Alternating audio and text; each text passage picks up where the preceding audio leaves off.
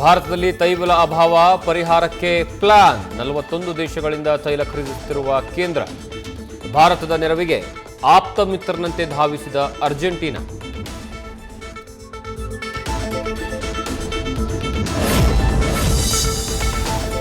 ಹಾರ್ಮುಜ್ ಬಳಕೆಗೆ ಇರಾನ್ ಮತ್ತೆ ಕಠಿಣ ರೂಲ್ಸ್.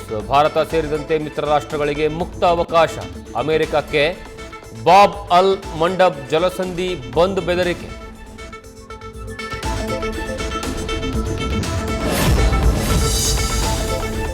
ಸಂಧಾನದ ಮಧ್ಯಪ್ರಾಚ್ಯಕ್ಕೆ ನುಗ್ಗಿದ ಅಮೆರಿಕ ಸೇನೆ.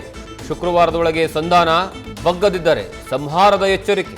ಇತ್ತ ಇರಾನ್ ಸುಪ್ರೀಂ ಲೀಡರ್ ಆಫರ್ ಇತ್ತು ಅಂತ ಟ್ರಂಪ್ ಅಚ್ಚರಿ ಹೇಳಿಕೆ.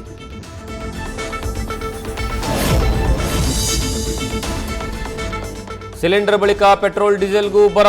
ಸ್ಟಾಕ್ ಇಲ್ಲದೆ ಬಂಕ್ಗಳು ಬಂದ್, ಜನರ ಪರದಾಟ. ಇದೇ ವೇಳೆ ಕತಾರ್ನಿಂದ ಮಂಗಳೂರಿಗೆ ಬಂದ ಎಲ್ಪಿಜಿ ಸಂಜೀವಿನಿ.